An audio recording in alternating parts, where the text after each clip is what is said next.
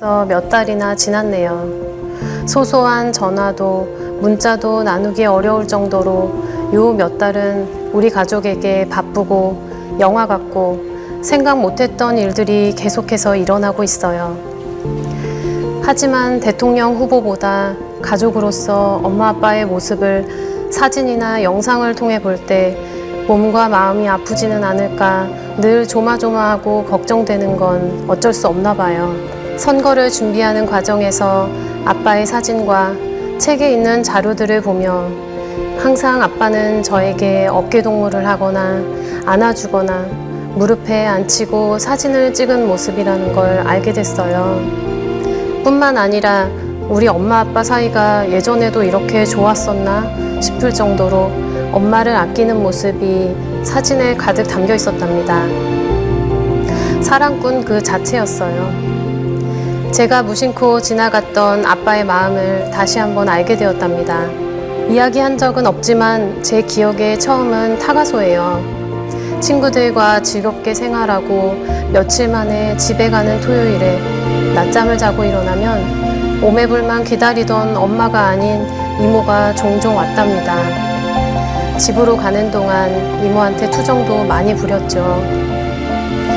사실 어릴 때는 타가소에 오래 있어서 아빠의 부재나 필요를 크게 느끼진 못했어요. 그런데 아빠가 면회실에서 빨간 작은 자동차를 건네주며 동주야, 아빠가 너 주려고 가지고 있었던 거다 라는 그 말과 함께 그냥 뭔가 그때까지 느끼지 못했던 어떤 기쁨, 따뜻한 느낌이 고스란히 들어있는 것 같아서 저의 보물주머니 속에 쏙 넣어놨었답니다.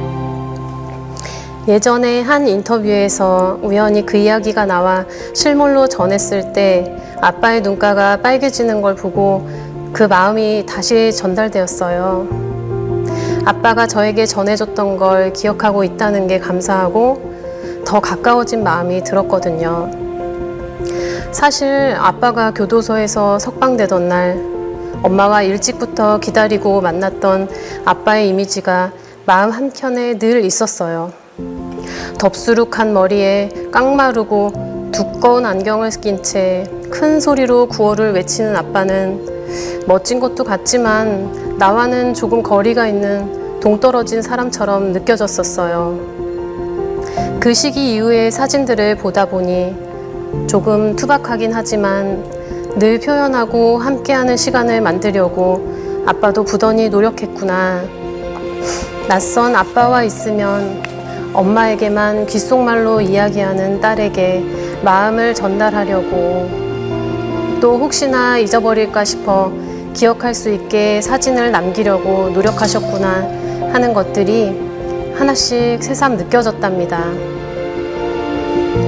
부천으로 오고 나서 저는 사실 아빠 엄마가 얼마나 열심히 활동했는지 세세한 것들은 잘 몰라요. 상황이 정말 어려웠다는 것, 그리고 새벽같이 나가서 밤늦게가 되고 나서야 만날 수 있다는 것, 아빠 얼굴을 못 보고 자는 날도 부지기수였죠. 우리 아빠가 국회의원을 하려고 하는데 그 일은 정말 열심히 해야 하는 거구나, 힘든 일이구나 생각하는 정도였어요. 기적처럼 당선이 되고 늘 부지런히 열심히 깐깐하게 활동하는 모습을 보았던 저는 제가 뭐라도 된 것처럼 어깨가 으쓱했어요. 그런데 학교에서 한 친구가 너희 아빠 이런 건 잘못한 거 아니야? 라고 그냥 지나가는 말로 툭 던졌을 때 그것이 사실인 것과 관계없이 그렇게 비수처럼 꽂힐 때가 있었답니다. 내가 아는 우리 아빠는 그런 사람이 아닌데 바보처럼 왜 아빠를 대변해주지 못할까 하는 생각도 들었고요. 그래도 아빠가 잘해오셨기 때문에 감사하게 학창시절을 잘 지내온 것 같아요. 대학 진학을 준비하며 아빠가 사회복지를 권했을 때 직업으로 내가 해낼 수 있을까 하는 생각이 들었어요. 사회복지라는 건 큰 틀에서 아빠가 하고 있는 일과 비슷한데 내가 아빠처럼 열심히 할 수 있을까 걱정도 되었고요. 사실 아직도 스스로 부족하다고 생각이 들 때가 많답니다. 그리고 두 아이들이 제 삶에 들어오면서 인생은 아이를 낳기 전과 후로 나누어진다는 말이 와닿게 되었어요. 전보다 조금 더 부모님을 생각하고 이해하게 되었답니다. 아이를 키우면서 내 맘대로 되지 않고 덤벙거리게 되는 나날의 연속이었어요. 때로는 만인을 먹여 살릴 궁리를 하느라 아빠가 바깥 활동을 할 때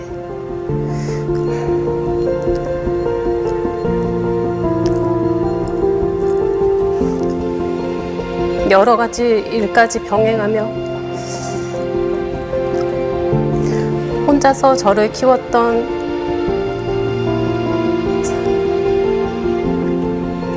(30대) 엄마가 너무나도 안쓰러웠습니다. 엄마처럼 워킹맘들의 하루하루가 치열하게 맘졸이며 지나가겠구나를 생각하니 마음이 아팠고요. 또 원하든 원치 않든 전업으로 아이들을 보고 있는 부모들, 할머니, 할아버지들까지 아이를 키워내는 데 들어가는 정성과 희생에 대해 생각하게 되었습니다. 아빠, 얼마 전 영상을 하나 봤는데 어떤 형사 아빠가 아들과 운전하며 가다가 도난 차량을 추격해서 결국 범인을 딱 잡는 내용이었어요. 그때 하는 말이 내가 형사를 25년 한 사람이야 라고 하는데 뭔가 머리를 한 대 맞은 것 같았어요.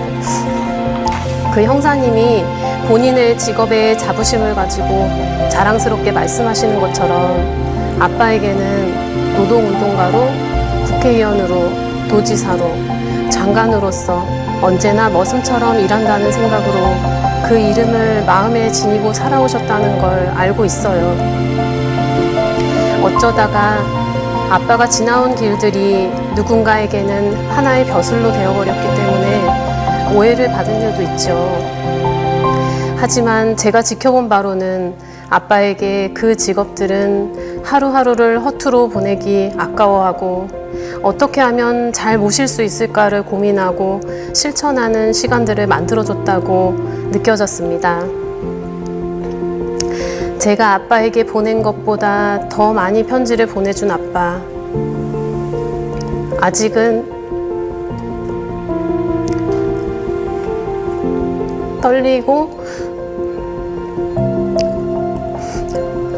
떨리고 눈물이 날까봐 다 읽지 못한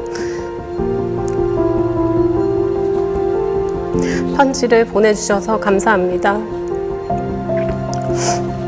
아빠가 늘 말씀하시던 유정유일, 오로지 정성스레 한결같이의 자세로 평생을 걸어와 주셔서 감사합니다.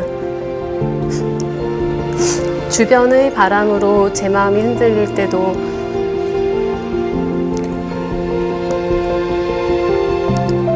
아빠라는 별을 보고 마음을 굳건히 다잡을 수 있게 해주셔서 감사합니다. 아빠라면 어떤 행동에 분명 이유가 있을 거라는 믿음을 가질 수 있게 해주셔서 감사합니다. 또한 아빠의 그 발자취를, 진심을 알아주시는 분들이 계셔서 감사합니다. 사랑꾼 아빠, 딸을 사랑하고 아내를 사랑하고 가족을 사랑하는 사랑꾼, 자유를 사랑하고 대한민국을 사랑하는 사랑꾼, 지금 이 시간에도 나 스스로를 사랑하고 가족을 사랑하고 나라를 사랑하시는 분들, 그리고 스스로 아끼고 사랑하는 마음에 나는 왜 이럴까, 내 미래는 어떻게 될까 불안한 분들, 아빠 같은 사랑꾼들이 가득한 우리나라라면 앞으로도 작은 행복들이 이어지는 하루하루가 될 거라고 생각이 돼요. 건강하세요. 사랑합니다. 2025년 5월 딸 동주 드림.